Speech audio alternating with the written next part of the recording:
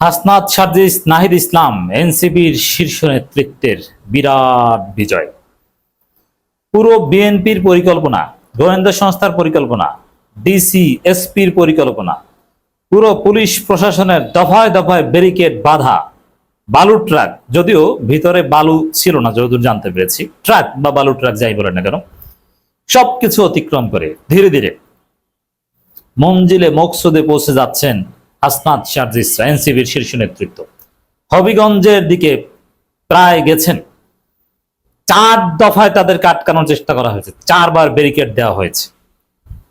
তারা বসে পড়েছে, বৃষ্টিতে ভিজেছে, পুলিশের সাথে ধস্তাধস্তি করেছে, তর্ক করেছে, আর্গিউ করেছে এবং বাধা বিপত্তি সব অতিক্রম করে ধাক্কা ধাক্কা দিয়ে সবগুলো ব্যারিকেড অতিক্রম করে হবিগঞ্জের দিকে যাচ্ছে। আমি যখন কথা বলছি আমি জানি না যে পথিমধ্যে কি করে, বাট যাচ্ছে। তো 4টা ব্যারিকেড অতিক্রম করতে পেরেছে। তারপরে যাই হোক না কেন, পরবর্তী দৃশ্যপট নিয়ে হাজির হব, এটাই বিরাট বিজয়। এই যে গার্ডস এনসিপি নেতাদের, হাসনাত, নাহিদ, সার্জিস, নাসিরউদ্দিন পাটোয়ারি, ডাক্তার মাহমুদা মিতুদের যে অ্যাকশন, যে চমক, এটাকে কাজে লাগিয়ে বা এই ধারা অব্যাহত রেখে রাজনীতিতে সত্যিকার অর্থে গণতন্ত্র প্রতিষ্ঠা সম্ভব। বিএনপির যে সন্ত্রাসী আচরণ, আওয়ামী লীগের আপডেট ভার্সন, এটাকে সোজা করা সম্ভব। আওয়ামী লীগের পুলিশ যেভাবে 144 ধারা জারি করত, গণতান্ত্রিক প্রোগ্রামকে বাধাগ্রস্ত করত, যেভাবে মির্জা ফখরুল, আমির খসরুদের পথে পথে আটকে দিত, ঠিক তদ্রুপ এই বিএনপির পুলিশ একই রকমের আগ্রাসী আচরণ করছে। পুলিশের মধ্যে ভদ্রতার অভাব ছিল। এখানে বেশ কয়েকজন জাতীয় সংসদ সদস্য, তাদেরকে কিভাবে রেসপেক্ট করতে হয় এই পুলিশ শেখে নাই। দর্শক দেখেন, জামাত এমপি যশোরে তার বাসভবনে যে মব করেছিল, ওইটাকে কেন্দ্র করে যদি এরকম ঘটনা ঘটাতো, এখানে জামাত, এনসিপি, জামাত, শিবির, এনসিপি, আমরা সবার উদ্দেশ্যে আহ্বান জানাতে চাই, সবাই মিলেমিশে ঐক্যবদ্ধ হয়ে বিএনপির সন্ত্রাসকে রুখে দিন। বিএনপি সোজা হয়ে যাবে। বিএনপি আওয়ামী লীগের মতো এত খারাপ না। বিএনপিকে জায়গা মতো ধরতে পারলে ওরা লাইনে আসে, সোজা হয়ে যায়। তাই নাসিরউদ্দিন পাটোয়ারিরা হবিগঞ্জে যে শিক্ষা বিএনপিকে দিচ্ছে, বিএনপি এখন প্রশাসনের বুদ্ধিতে, গোয়েন্দা সংস্থার বুদ্ধিতে রাজনীতি করে। হবিগঞ্জের ডিসি, হবিগঞ্জের এসপি এরা বলছিল যে ওদেরকে পথে আটকে দেই, ওদেরকে ঢুকতে দেওয়া যাবে না, 144 ধারা জারি করেন। তার চাইতে বরং বিএনপি যদি সন্ত্রাসীদের গ্রেপ্তার করত, কারণ একদম ক্যামেরার সামনে হামলা করা হয়েছে। তারপর এনসিপি যেহেতু মজলুম, ভিকটিম, তারা বিক্ষোভ মিছিল করবে, ইটস ভেরি নর্মাল। বরং এই জায়গায় যদি সহায়তা করত পুলিশ, বিএনপির জন্য ভালো হতো, বিএনপি সরকারের সুনাম হতো। কিন্তু না, তারা ওই অতি উৎসাহী পুলিশ, অতি উৎসাহী গোয়েন্দারা বুদ্ধি দিয়েছে যে না, পথে আটকে দিই। ওরা আর কি যাবে, বালু ট্রাক আছে না, কিন্তু পারছেন আটকে দিতে পারেন নাই।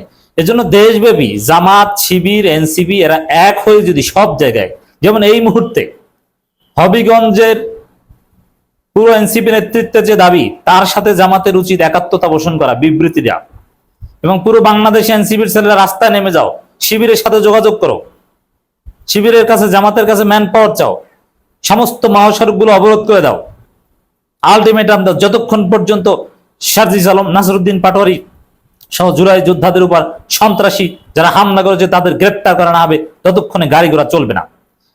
জামাত শিবির রাজপথে নেমে পড়ুন। যশোরে জামাত এমপির বাসভবনে মব সৃষ্টিকারী, নারীদের উপর হামলাকারী সন্ত্রাসীদেরকে, এমনকি বিএনপির জেলা সেক্রেটারি যশোরে, যিনি এই হামলার সাথে জড়িত, আমরা খোঁজ পেয়েছি, তাদেরকে যদি গ্রেপ্তার করা না হয়, পুরো বাংলাদেশের সমস্ত মহাসড়ক আটকে দেন, সোজা হয়ে যাবে। একবার সোজা করতে পারলে বারবার আপনাদের রাজপথে নামা লাগবে না। দর্শক, এখান থেকে অনুপ্রেরণা নেওয়া যেতে পারে যে না, এটা জুলাই প্রজন্ম, এটা কোনো বুইরা প্রজন্ম নয়, এটা নাহিদ, হাসনাত, সার্জিসরা, এটা নাসিরউদ্দিন পাটোয়ারিরা, তারা কিছু ভয় পায় না, তাদেরকে আটকে রাখা যায় না। বালুর ট্রাক তাদেরকে আটকে রাখতে পারে না। বালুর ট্রাক আটকে রাখতে পারে মির্জা ফখরুল আর মির্জা আব্বাসদের। দর্শক, পুলিশের বাধা উপেক্ষা করে হবিগঞ্জের পথে এনসিপি নেতারা। এটা হচ্ছে ইন্ডিপেন্ডেন্ট টিভির খবর। আমি যখন বলছি তখন আমার দেশের খবর। 4র্থ ব্যারিকেড অতিক্রম করে বাহুবলে এনসিপি নেতারা মানে 4বার ব্যারিকেড দিয়েছে, 4বার ব্যারিকেড অতিক্রম করেছে। এবং ডাক্তার মাহমুদা মিতু নারী এমপি, যেটা জামাত উদার হয়ে একটা পদ বাড়িয়ে দিয়েছে, সে মাহমুদা মিতুর যে অ্যাকশন রাজপথে, মাহমুদা মিতুর সততা, নিষ্ঠা, সাহস সত্যি নতুন প্রজন্মের জন্য অনুপ্রেরণা। দিস ইজ নতুন প্রজন্মের রাজনীতি। দর্শক, বিএনপি এভাবে নাকানি চুবানি খাবে, সব জায়গায় পিছু হটবে। হবিগঞ্জের সন্ত্রাসীদের খুঁজে খুঁজে গ্রেপ্তার করাতে হবে এবং সারা বাংলাদেশ থেকে রাজনৈতিক দুর্বৃত্তায়ন, রাজনৈতিক সন্ত্রাসীদের মূলোৎপাটন করতে হবে এবং এগুলোকে সুযোগ হিসাবে কাজে লাগান। জামাত, শিবির, এনসিপি একসাথে রাজপথে নামেন, বিএনপি পালানোর জায়গা পাবে না। ওদের পুলিশ সহ ওদের বালুর ট্রাক রেখে ওরা পিছু হটবে। মৌলভীবাজারের শ্রীমঙ্গল থেকে হবিগঞ্জের পথে রওনা দিয়েছেন জাতীয় নাগরিক পার্টির নেতারা। ব্যারিকেডের সামনে পুলিশের সঙ্গে ঘণ্টাখানেক বাক বিতণ্ডা শেষে বিকেল 5টার দিকে রওনা হয় তারা। এর মানে পুলিশ আটকানোর চেষ্টা করেছে, কিন্তু না, দেখছে যে অবস্থা বেগতিক। কারণ জুলাইতে 2024-এ তো পুলিশ শিক্ষা পেয়েছে যে না, সবার সাথে বাড়াবাড়ি করতে হয় না। এরা তো তারা, এই পুলিশেই তো তখন চাকরি করত, যা রূপ পাল্টেছে। তখন ছিল আওয়ামী পুলিশ, এখন বিএনপির পুলিশ, কিন্তু একই পুলিশ, নতুন তেমন কাউকে নিয়োগ দেওয়া হয়নি। হবিগঞ্জে গিয়ে হয়তোবা এখন যারা নেতা পুলিশের, মানে গুরুত্বপূর্ণ ওসি বা এসপি, এএসপি, সার্কেল এসপি, এরা হয়তোবা তখন এমনিতে জাস্ট অফিসার ছিল, ভাইটাল দায়িত্বে ছিল না। ভাইটাল দায়িত্বে যারা ছিল তাদেরকে পরিবর্তন করে দেয়। আর সবাই আছে, এরাও কিন্তু লাঠিসোঁটা নিয়ে মাঠে নেমেছিল, আপনি অস্বীকার করতে পারবেন? এই পুলিশ। হবিগঞ্জে গিয়ে এনসিপি নেতাদের সংবাদ সম্মেলন করার কথা রয়েছে। দর্শক, এরপরে আমার দেশের খবর। মঙ্গলবারে জুলাই পদযাত্রা হামলার অভিযোগে বুধবার সেখানে বিক্ষোভের ডাক দিয়েছে জাতীয় নাগরিক পার্টি এনসিপি।